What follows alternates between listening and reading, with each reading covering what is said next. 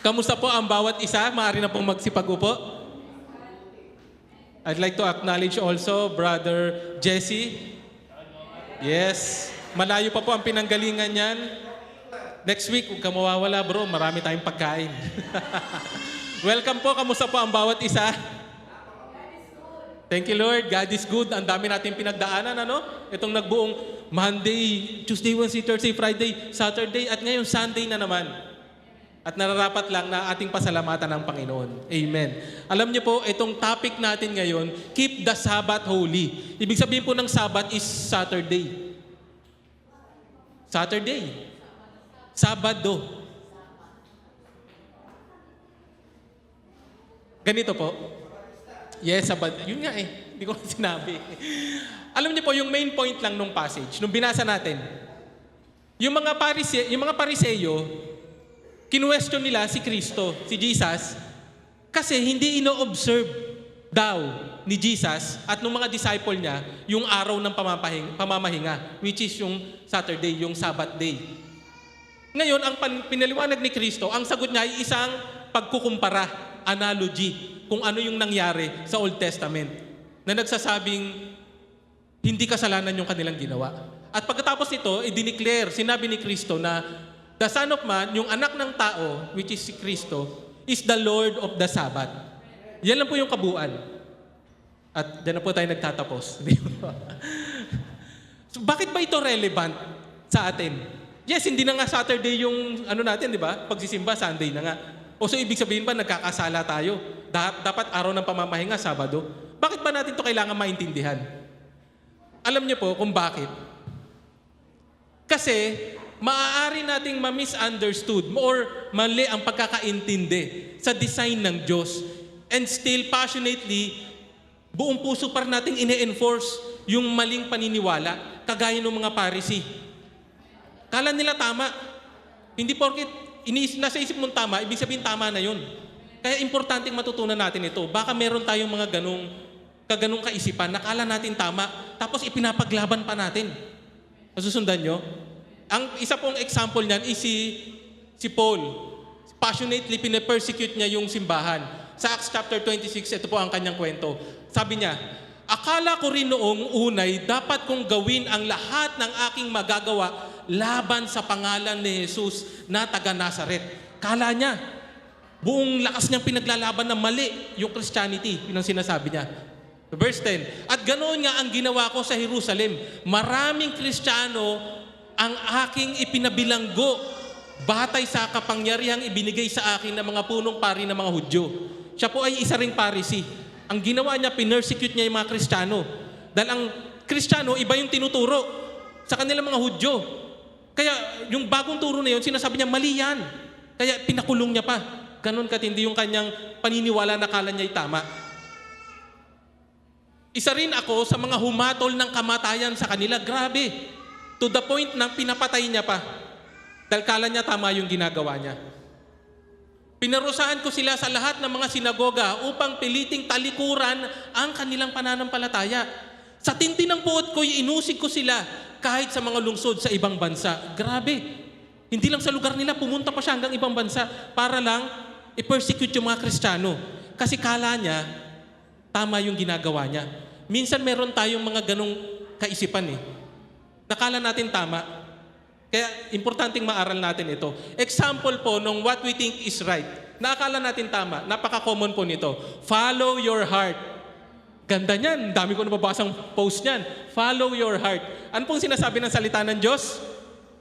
Sino ang makakaunawa sa puso ng tao? Ito'y mandaraya at walang katulad. Wala nang lunas ang kanyang kabulukan. Alam niyo po itong sa Jeremiah, pinapabuild sila ng temple, ng second temple eh. Pero ang nasa isip nila, kung ano lang yung gusto nila, kung ano lang kakayahan nila, kung ano lang sa tingin nilang tama. Kaya ito sinabi, na hindi mapagkakatiwalaan ng puso. So dapat hindi follow your heart. Dapat ano? Follow God's heart. O, diba? So ngayon alam nyo na, hindi na kayo basta-basta magpo-post ng follow your heart. Pero wag nyo naman i-condemn pag may nag-post ng gano'n. Uy, mali yan! Ang turo ni pastor. Wag naman gano'n. Wag naman gano'n. With love pa din, with love. Isa pa. Do it as long as wala kang tinatapakang tao. Marami talaga yan. Kala natin tama. Alam niyo ba, kagaya ng isang, hindi, wala naman akong ginagawang masama eh, pinapanood ko lang naman eh. Nanonood ako ng porn, sarili ko lang naman to, wala naman ako, hindi mo alam, nadadaya ka na. Kala mo, porkit wala kang natatapakang tao, kala mo tama. Ano ang sabi ng salita ng Diyos? May daang matuwid sa tingin ng tao, ngunit kamatayan ang dulot nito. Ano ang tama? Imbis na do it as long as wala kang tinatapakang tao, do it as long as it pleases the Lord. Amen. Isa pa. Do what makes you happy. You deserve it. Yeah. Yan talaga eh. Kailangan mo ng bagong cellphone, masipag ka, deserve mo yan. Yung mga ganon, no? Ano pong sinasabi ng salita ng Diyos about dyan sa deserve mo yan? Kung ano nagpapasaya sa'yo. For people will be lovers of self. Lovers of pleasure. Ano po yung lovers of self? Minamahal masyado yung sarili. Minamahal yung mga kaginhawaan lang. So nagiging mali pala yun. Ano yung tama? Do what makes God happy. He deserves it. Amen. Ang ganda, no? Last. Trust yourself, you can do it. Diba? Akala mo, bakit wala namang mali dyan sa mga yan, ah? Pero minsan, nagkakamali tayo. Alam niyo po, yung verse na ginamit ko rito, yung favorite verse ng isa sa mga elder natin. Ni-recite niya pa to. Trust in the Lord with all your heart and do not lean on your own understanding. May kadugtong pa yan eh. May kadugtong pa nga yan eh. Kabisador ni Brother Julius yun eh. And He will make your path straight. Amen. Ang tama, hindi trust yourself. You can do it. Trust God. He can do it for you. Amen. Kaya napaka-importante na maintindihan natin yung konsepto. Bakit kailangan nating matutunan yung Sabat? Baka mali yung perception natin. Amen. So, how do we keep the Sabbath holy? Paano ba ito? Una, 2 puntos lang, mabilis lang po tayo. Grasp the true meaning of Sabbath. Kailangan maintindihan natin. Para pag in-apply natin, tama ang paggamit natin ito. Dahil pag mali ang pagkakaintindi natin, mali rin yung application natin.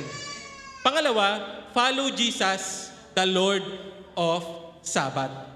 Napaka-straightforward. Isa-isahin po natin. Mabilis lang. Grasp the true meaning of the Sabbath. Basahin po natin muli yung passage.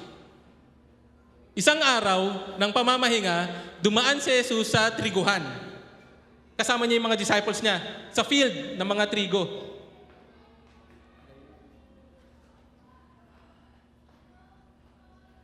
Nagutom ang kanyang mga alagad noon. Kaya't sila ay kumuha ng mga butil ng trigo at kumain nito. Nasusundan natin, nasa field sila, mga maraming triguhan. Kapag naglalakad sila, kumuha sila ng mga kasi nagutom sila, kumain sila. Una, wala namang mali doon, hindi sila nagnanakaw. Wag niyong gamitin itong passage na to ha. Pag may napadaan kayo, may mga tanim na kamatis, pinagkukuha niyo na dahil nagugutom kayo. Hindi, tinuro ng pastor namin, hindi po gano'n ha. Ito po sa Deuteronomy, yung passage na to. Kung mapadaan naman kayo sa triguhan ng inyong kapwa, maaari kayong pumitas ng mga uhay sa pamamagitan ng mga kamay. Ngunit huwag kayong gagamit ng karit. Sundan nyo, kasi dahil nagutom ka, okay lang kukuha ka. Pero pag gagamit ka na ng machine or ng kahit anong na, wow naman, di ba? Nasusundan natin. sa konsepto natin ngayon, o gagamit ka ng gunting para no. Pero don't get the wrong idea, ha? Aralin natin kung bakit ba ito importante at bakit ba naging problematic or bakit nagalit or nag-question yung mga Pharisee. Hindi po dahil doon sa kinuha nila. Bakit? Dahil sa araw ng pamamahinga nila ito ginawa. Ito po, kadugtong. Nang makita ito ng mga Pariseyo, sinabi nila sa kanya, tingnan mo ang ginagawa ng iyong mga alagad. Siguro galit pa ito. Tingnan mo. Alam niyo yun? Mahigpit iyang may pinagbabawal sa kautusan sa araw ng pamamahinga.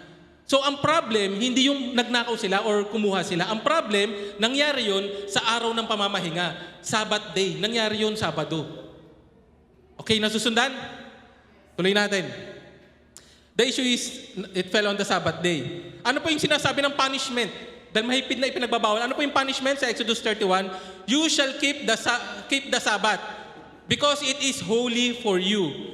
Kung sino man ang magpa-profane, ano ba sa Tagalog pa-profane? Nang babaliwalain ang Sabat, ano mangyayari? Shall be put to death. Aba, mababait pala tong mga Pariseo dahil nag-question lang sila. Dapat pala, bitay na kagad. Alam niyo po, isa yan sa mga dahilan kung bakit nila binitay si Kristo. Dahil sa mga maling paratang. Whoever does any work on it, that soul shall be cut off from among his people. Yung pag-aani daw nila, yung pagkuha nila doon sa trigo, kinukonsider yon as work during Sabbath. Bawal daw yon. Kasi kahit kinukuha mo lang ng kamay mo yan, nag-harvest ka na. Yun ang paniniwala ng mga Pariseo. Okay. Ano po yung sumunod? Ano po yung sinasabi ng, teka, ano bumuno na yung Sabbath? Sabbath tayo ng Sabbath. Baka hindi natin naintindihan, no? I-clarify lang natin. Ito po yung pang-apat na commandments sa 10 Commandments. Alam niyo yung 10 Commandments? Kabisado nyo? Sinong gusto mag-recite? Okay, hindi natin kabisado. Okay. Parang kinabahan ka. Basahin natin sa Exodus 20, verse 8 to 10. Sa verse 8, remember the Sabbath day. Alalahanin mo ang araw ng pamamahinga. To keep it holy, gawin mo itong banal. 6 na araw magtatrabaho ka at gawin mo ang lahat ng iyong trabaho. Teka lang. Kanina, nag-testify pa si Brother Fernan, nagtrabaho siya, hindi dapat, di ba? Dapat sa Panginoon na tong araw na to, pero nagtrabaho siya. Huwag po kayo mag-walk out, ha? Tapusin po natin, hindi po yun ang konsepto ng inaaral natin. Baka akala nyo, kinokondemn na kayo dahil araw ng pamamahinga. Tuloy po natin. 6 days you shall labor and do all your work. But the 7th day is a Sabbath to the Lord your God. Ang araw ng pamamahinga ay para sa Panginoon. Sa araw na ito, huwag kayong maggagawa ng kahit anong trabaho. Ikaw o ang anak mo, o ang iyong anak na babae, o ang lalaki mong katulong, o babae mong katulong, o kahit yung alaga mong hayop, o alaga mong baka, hindi rin magtatrabaho. Grabe, no? O kahit yung dayuhan na nasa loob ng iyong bakuran. Grabe. Na-imagine nyo ba? Ganun katindi. For in 6 days, the Lord made the heavens and the earth, the sea and all that it is in them, and rested on the 7th day. Therefore, the Lord blessed the Sabbath day and made it holy. Nung ginawa ng Diyos ang lahat ng bagay sa loob ng 6 na araw, sa kapitong araw nagpahinga siya. Kaya daw kailangang obserbahan ito yung araw ng pamamahinga. Naintindihan natin? Okay, tuloy natin yung kwento. Sa verse 2, di ba, mahigpit na iyong ipinagbabawal ng kautusan sa araw ng pamamahinga. Paano ito sinagot ni Kristo? Kasi gets na yung mga Pharisee, gets nila yung konsepto. Part siya ng 10 Commandments, iniutos, bitay nga ang kapalit di ba? Pag nagtrabaho sa araw ng pamamahinga, paano ito sinagot ni Kristo? Ang sagot niya, sa verse 3, sumagot si Jesus, hindi ba ninyo nabasa ang ginawa ni David nang nagutom siya at ang kanyang mga kasama? Pumasok siya sa bahay ng Diyos, sa templo. Pumasok siya sa templo. Kumain ng tinapay na handog at pinakain din niya ang kanyang mga kasama. Labag sa kautusan ang ginawa nila sapagkat ang mga pari lamang ang may karapatang kumain niyon. Ibig sabihin, bawal niyang kainin yun. Kasi yung, sa English po niya nang tawag doon, bread of presence. Inaalay po yun, tapos pagkatapos po yun ialay, kakainin nyo ng mga pari o ng mga nagsiserve doon sa simbahan. Pero nung sila, David, nagutom sila, kasama nung mga kasama niya, naghanap sila ng pagkain. Walang may offer yung priest. Walang pagkain dito na may bibigay ko sa inyo. Ang meron lang, eto, bread of presence. Binigay. Pero hindi sila nagkasala. Ano pong ibig sabihin nito? Compare natin kung bakit ito sinabi ni Kristo. Sa parehas na account, disciples were hungry. Si David din at yung mga kasama niya gutom. Dito, ang sinasabing mali na ginawa nila, nagtrabaho sila sa araw ng Sabat. Dito naman sinasabi, yung bawal gawin, ginawa nila. Parehas, dapat, technically speaking. In both cases, followers of God were hungry. In both cases, technical violation. Technically, mali. Pero ang sinasabi ni Kristo, walang nagkasala sa pangyayaring yun. Bakit? Human needs is in following God are more important than ceremonial law. Ang pangangailangan ng tao ay mas mahalaga kaysa sa mga seremonya. Amen. Amen. Yung mga nagtrabaho ng linggo rito, dahil nga sabi niyo, uy, kailangan daw i-observe daw ang Sabat, wag daw tayong magtrabaho. Kung sa context natin is yung the Lord's Day natin is linggo. Tapos hindi ka magtatrabaho, pero mamamatay na sa gutom yung anak mo. Nasusundan niyo? Anong sabi? Mas importante yung pangangailangan kaysa doon pag-observe mo ng mga ceremonial law. Nasusundan natin? Tuloy. Ito pong another example. Sumagot siya sa Matthew chapter 12. Kung kayo'y may tupang nahulog sa balon sa araw ng pamamahinga, hindi ba ninyo ito iaahon? Considered work po kasi yun na yung magbubuhat during their time. Oh, trabaho yun. Hindi mo ba iaahon? Higit na mahalaga ang isang tao kaysa isang tupa. Kaya't naaayon sa kautusan ang gumawa ng mabuti sa araw ng pamamahinga. Amen. Amen. Huwag tayo masyado maging technical. Baka nawawala na yung heart natin. Naging technical na tayo sa mga bagay-bagay. Nasusundan. Tuloy. Pagkatapos ito, nagbigay pa ulit ng isa pang example si Christ. Sa verse 5, kadugtong. Hindi ba ninyo nababasa sa kautusan na tuwing araw ng pamamahinga, ang mga pari ay may ginagawa sa templo na bawal gawin sa araw na iyon? Di ba, technically speaking, bawal nga eh. Pero sila, kahit ginagawa nila yun, di sila nagkakasala. Anong ibig sabihin nito? It means doing God's work is allowed on the Sabbath. Pag gumagawa ka ng gawain para sa Panginoon, pwede rin. Nasusundan?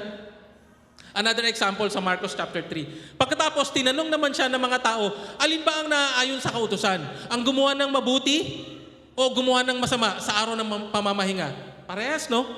Yung context, ang magligtas ng buhay o ang pumatay, ngunit hindi sila makasagot nung tinatanong niya ito. Nakuha niyo yung konsepto. It's not about the day. Okay? Recap. Yung pangangailangan ng tao sa pagsunod sa Panginoon ay mas importante kaysa sa mga ceremonial law, sa mga seremonyas, kung pag nagbasa kayo ng Bible. Mas importante yung pangangailangan. Dahil sumusunod ka sa Panginoon. Doing God's work is allowed on Sabbath. Kaya kung nagtatrabaho ka para sa Panginoon sa araw ng pamamahinga, yung paggawa mo ng mabuti sa araw ng pamamahinga, it's good para sa Panginoon. It's okay. So huwag tayong maging technical. Sundan natin.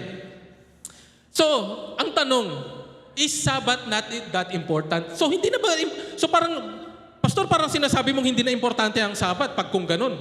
Diba? Alam niyo, yun nga eh. So, how did God implemented the Sabbath before He gave the Ten Commandments? Ito po. Ano ba yung purpose ng Diyos nung binigay niya yung Ten Commandments, yung Sabat? Para mas maintindihan natin, bago yung Ten Commandments, bago niya binigay yun, ano ba yung purpose kung bakit niya binigay yung Sabat? Sa Exodus chapter 16, chapter 20, nung binigay niya yung Ten Commandments, chapter 16, atras ka ng konti, ito ang sinabi ng, sa verse 22, nang ika-6 na araw, doble ang kanilang pinulot. Ang context po nito, yung mga Israelites, nasa wilderness sila, kakaalis lang nila sa Egypt, sa wilderness, walang pagkain. Nagrereklamo ang mga Israelita, Lord, dinala mo lang ba kami rito para mamatay sa gutom? Buti pa ron sa Ehipto, marami kaming makakain. Dito wala kaming makain. So ang sabi ng Diyos, nagpadala ang Diyos ng mana. Yung mana, yun yung i-harvest nila every morning. Once a day lang. Kasi pag nag-harvest sila ng sobra para sa isang araw, kinabukasan mabubulok, uuurin. Kasi ang gusto ng Diyos, magtiwala sila day by day. Pero, pagdating sa 6th day, doble ang kanilang pinulot than the usual na isang kuha nila. Isang salop para sa isang tao. Nagpunta kay Moises ang mga pinuno ng bayan at sinabi ang nangyari. Ipinaliwanag naman ni Moises sa kanila, ito ang utos ni Yahweh. Bukas ay araw ng pamamahinga. Araw na nakatalaga kay Yahweh. Lutuin na ninyo ngayon ang gusto ninyong lutuin. Ang hindi mauubos ay itira ninyo para bukas. Tuloy natin. Tulad ng sinabi sa kanila ni Moises, nagtira sila para sa kinabukasan at ito'y hindi nasira at hindi inuod. So ito, special provision, hindi nasira, hindi na inuod nung araw ng pamamahinga. At sinabi ni Moses, ito ang kakainin ninyo ngayon. Ngayon ay araw ng pamamahinga. Wala kayong makukuha niyan ngayon. Ibig sabihin, Monday to, ay hindi, Sunday nga eh, Saturday nga yung ano eh. Sige, 6 days. After 6 days, sa 6th day, doble ang kunin nyo. Kasi sa 7th day, wala na kayong makukuha. Kasi, doble na yung kinuha nyo nung 6 days. Kasi nung utos ng Panginoon. Anong sumunod nangyari? 6 na araw kayong mamumulot niyan. Ngunit, sa ikapito, sa araw ng pamamahinga, ay wala kayong makukuha. Okay, malinaw. Malinaw. Ngunit, nang ikapitong araw, ay mayroon pa ring mga lumabas sa bukid para mamulot. Ngunit wala silang nakuha. Grabe, ang tigas ng ulo. Nasusundan nyo ba? 6 days, gawin nyo na yan. Sa 7th day, wag na kayong gumawa. Pero kinuha pa rin sila. Kaya sinabi ni Yahweh kay Moses, hanggang kailan pa kayo susuway sa aking mga utos? Tandaan ninyo na ako ang si Yahweh ang nagtakda sa inyo ng araw ng pamamahinga. Kaya tuwing ika-6 na araw ay bibigyan ko kayo ng pagkain para sa 2 araw. Sa ikapitong araw ay wala nang lalabas. Grabe yung favor ni Lord, ano? I-dedicate mo yung 1 day para kay Lord. Yung last day na nagtrabaho ka, double portion ng ibibigay niya para yung dedicate mong araw sa Panginoon, hindi mo na kailangan gawin. Sundan natin. Ano po yung konsepto dito? Yung purpose po ng Sabat, ito po ay holy rest for the Lord. Araw ng pamamahinga, nilaan para sa Panginoon. Na ang Diyos ay magpo-provide para sa araw ng pamamahinga. Para i-test ang kanilang trust and obedience. Alam niyo po, para mas malinaw, kung bakit ito sinabi ng Panginoon. Binigay ito ng Diyos kasi mahal niya ang kanyang mga tao. Alam niyo ba, sa Deuteronomy chapter 5, ito po, para mas malinaw. Alalahanin mong naging alipin ka rin sa Ehipto at mula rooy inilabas kita sa pamamagitan ng aking kapangyarihan. Kaya't iniutos ko na panatilihin mong nakalaan kay Yahweh ang araw ng pamamahinga. Alam niyo po kung bakit ito paulit-ulit na sinasabi ng ating Diyos sa mga Israelites. Nung sila ay nasa Egypt, sobrang sipag nila. Walang araw sila ng pahinga. Mga alipin sila. Dinadrive talaga sila na maging alipin mula umaga hanggang gabi, araw-araw ng mga Ehipto. Naging culture na nila yon, kaya sobrang sipag nila. Para mga Pilipino rin, masipag. Sila rin ganun, sobrang sipag. Kaya nung sinabi sa kanila ng Diyos ito, huwag na kayo magtrabaho in the 7th day. Kasi binibigyan sila ng pahinga. Pero yung culture ng isip nila, naidala pa rin nila. Nasusundan natin, yun ang purpose kung bakit sinabi ito ng Panginoon para makapagpahinga ka. Nasusundan? Hindi niya ibinigay ang araw ng pamamahinga para higpitan tayo, kundi para pagpalain tayo. Amen. Binigay niya to para sa atin. Para magawa natin yung para sa Panginoon. In 6 days you will work, God will provide. Alam niyo yung topic natin noong last Sunday? Trust and obey. God will provide. Kadugtong po nito nun. Ituloy po natin. Nakuha na natin yung konsepto ng Sabat. Tama? Ituloy natin kung ano yung sinabi ni Kristo. Point number 2. Ito na po, mabilis na lang, matatapos na tayo. Follow Jesus, the Lord of the Sabbath.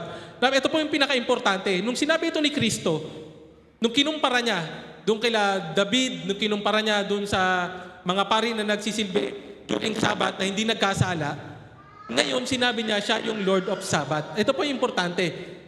Sa verse 6, sinasabi ko sa inyo, may isang naririto na higit na dakila kaysa templo. Sino po yung tinutukoy dito ni Jesus? Yung sarili niya. Hindi niya sinasabi directly na ako ang mas dakila kaysa sa templo. Hindi niya po sinabing directly ganun. Ang sinasabi niya, naririto ang isang higit na dakila kaysa sa templo. Kaya po nung dumating si Christ, nung ginawa niya na ang lahat, hindi na natin kailangan pang pumunta sa Jerusalem, sa temple para mag-worship. Kay Christ na. Kung nauunawaan lamang ninyo ang kahulugan ng mga salitang ito, habag ang nais ko at hindi handog. Hindi sana ninyo hinatulan ang mga walang sala. Ano pong ibig sabihin nito? Yung handog po, sa English sacrifice, yung habag, mercy, ang nasa isip kasi nila, yung sacrifice, yung mga rituals, yung mga offering, yung mga susunugin para ialay sa Diyos, na yun ang form of worship nila, yung pag-o-observe ng Sabat. Ang gusto ng Diyos, hindi yung mga yun. Ano yung gusto ng Diyos? Yung mercy. Yung ikaw na may compassion ka, may malasakit ka sa kapwa, na ikaw ay mabait ka, na ikaw ay matulungin, na ikaw ay nagpapatawad, na ikaw ay may pagmamahal, may justice. Ang lahat ng ito ay nagmumula sa puso. Hindi na sa mga ritual na bagay. Yun ang gustong sabihin ni Christ. Kasi kung naintindihan nila yon, hindi sana ninyo hinatulan ang mga walang sala. Nasusundan natin. Kasi concern ka na sa tao. Minsan may lumalabas sa ating ganyan eh. Nagiging legalistic tayo sa mga bagay-bagay. Tandaan natin, kailangan babalik ang pag-ibig. Babalik natin yung gusto mangyari ng Diyos. May mercy. So, what Jesus said about the law sa Matthew chapter 22, ano ba yung sinasabi ni Kristo about sa mga kautusan, sa batas? Guro, alin po ang pinakamahalagang utos sa kautusan? Tanong nila. Sumagot si Jesus, ibigin mo ang Panginoon mong Diyos ng buong puso mo at buong kaluluwa mo at buong pag-iisip mo. Ito ang pinakamahalagang utos. Ito naman ang pangalawa, ibigin mo ang iyong kapwa gaya ng pag-ibig mo sa iyong sarili. Sa dalawang utos na ito, nakasalalay ang buong kautusan ni Moises at ang katuruan ng mga propeta. Kasama na rito yung Sabat. Kasama na rito lahat. Pag-ibig. Nasusundan natin. Nasusundan natin. Ang pag-ibig na. At last, nung sinabi ni Kristo, sa verse 8, pagkatapos niya sabihin na hindi nagkasala yung ginawa nila David, hindi nagkasala yung mga priest nang nagtrabaho sa araw ng pamamahinga, sinabi niya, ang habag ang nais ko, hindi yung mga handog. Sinabi niya, sapagkat ang anak ng tao ay Panginoon ng araw ng pamamahinga. Amen. Napaka-importante po nitong final statement na sinabi niya.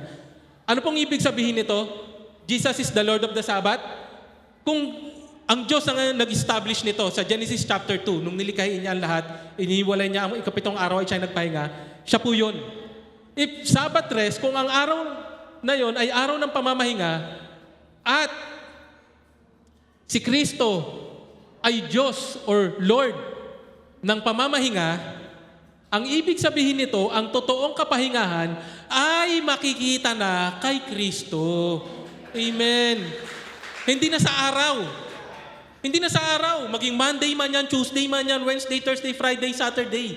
Wala na sa araw. Na kanino na? Na kay Christ na. Kaya sineselebrate na natin yung araw na yan. Sabbath is now fulfilled in Christ. So we celebrate His resurrection. Yung kanyang pagkabuhay na, yun ang sineselebrate natin. Trivia, alam niyo ba, ang muling nabuhay si Kristo is Sunday. Kaya pagdating sa Acts, sineselebrate nila yung first day of the week, which is Sunday. Kaya tayo, yun din ginagawa natin. Yan, alam niyo na kung bakit Sunday yung ating worship service. Kasi it's a celebration ng araw ng muling pagkabuhay ng ating Panginoon. Hindi na yung Sabat, kasi araw yun eh. Ngayon yung Lord's Day na. And actually, every day is the Lord's Day. Huwag natin ikahon sa araw lang ng linggo tayo mag-worship. Baka ang konteksto natin ng worship, yung pupunta rito, mag-hallelujah ka. Praising lang po yun. Ang totoong worship, yung buhay natin. Buhay natin na umaayon sa Panginoon. Yun ang totoong worship. Hindi na sa mga handog, hindi na sa mga alay. Ang totoong worship, yung buhay mo, na ipinapamuhay mo ang mga katuruan ni Kristo. Araw-araw, everyday, nagmumula sa puso. Amen. Tuloy pa. Isa pa pong example. Isa pa pong passage. Huwag ninyong akalaing naparito ako upang ipawalang bisa ang kautusan. Kala kasi natin, inabolish niya na eh. Hindi po, ito po ang sabi niya. At ng mga propeta, naparito ako, hindi upang ipawalang bisa ang mga iyon, kung hindi tuparin ang mga kautusan. Kaya po, lahat ng nasa Old Testament, si Christ na ang naging katuparan. Kaya po, hindi na tayo gumagawa na nag-aalay tayo ng baka na susunugin. Wala na tayong altar. Hindi na tayo maglalagay doon ng mga alay natin. Dahil kinumpleto na ni Christ. Hallelujah. Hindi na natin kailangan pang pumunta sa Jerusalem para mag-worship. Susundan natin. Dahil si Christ na ang katuparan ng lahat ng ito. Sabi sa Colossians chapter 2, verse 16 to 17. Kaya't huwag na kayong magpasakop pa sa anumang alituntunin tungkol sa pagkain o inumin, tungkol sa mga kapistahan, sa bagong buwan, o sa araw ng pamamahinga. Ang mga ito ay anyo lamang ng mga bagay na darating. Ngunit si Kristo ang katuparan ng lahat ng ito. Hallelujah! Kay Christ na lahat. Alam niyo po, kaya bilang Kristiyano, wala na sa ating bawal. Isa na lang ang bawal sa atin. Gumawa ng masama. Ang dami nun. Di ba? So hindi na natin i-judge yung tao. Nakikita natin, ay hindi, ano yan. Hindi na tayo magiging judgmental. Wala naman judgmental dito, ano? Hallelujah. Thank you, Lord. Kay Christ na lahat. Kaya nagkaroon na tayo ng kalayaan. Yan ang totoong ibig sabihin ng the truth will set you free. Papalayain ka ng katotohanan kay Kristo. Dahil si Kristo na ang lahat-lahat sa atin. Amen. Hallelujah. Last, ito po ang panawagan sa atin ng Panginoon. Siya po'y may paanyaya. Lumapit kayo sa akin, kayong lahat na nahihirapan at lubhang nabibigatan sa inyong pasanin. At kayo'y bibigyan ko ng kapahingahan. Dito na po tayo magtatapos. Yan po ang ibig sabihin ng ang kapahingahan nasa Panginoon na. Hindi na sa araw. Kahit anong araw pwede kang magtrabaho. Kahit anong araw pwede mong gawin yan. Pero yung kapahingahan, kay Lord mo lang makukuha. Alam niyo po yung original translation ng kapahingahan, yung rest na sinasabi, hindi lang ito physical, pati spiritual. At yung pahinga na ito, ay hindi lang para makapag-relax ka. Yung kapahingahan na ino-offer ni Christ, alam niyo kung ano? Kapahingahan nagbibigay ng lakas. Kaya kung pagod ka na, sa kalagayan mo ngayon, ang kapahingahan ni Kristo na ino-offer niya, magbibigay sa iyo ng lakas. Kung hirap na hirap ka na sa buhay, sa dami ng problema, ang kapahingahan na binibigay ni Kristo, magbibigay sa iyo ng kapayapaan. Ang kapahingahan na ito ay hindi lang para ma-relax ang iyong katawan. Kundi ang kapahingahan na ito, tatanggalin niya mga alalahanin mo. Basta ikaw ay na kay Kristo. Napaka-importante po na itong bagay na ito. Dahil ang kapahingahan na binibigay sa atin ng Panginoon, hindi na sa araw, hindi na sa kung anong gagawin nyo. Siya na, ang kapahingahan ito, ang magbibigay na sa atin ng pag-asa na para ituloy ang buhay, para ilaban ang mga susunod na pangyayari sa ating buhay. Kung ikaw ay may nararamdaman, ang kapahingahan ay na kay Kristo. Kung ikaw ay nabibigatan sa buhay mo ngayon, ang ino-offer ni Christ, kapahingahan na nagpapagaan ng iyong buhay. Hindi sa mga bagay na material.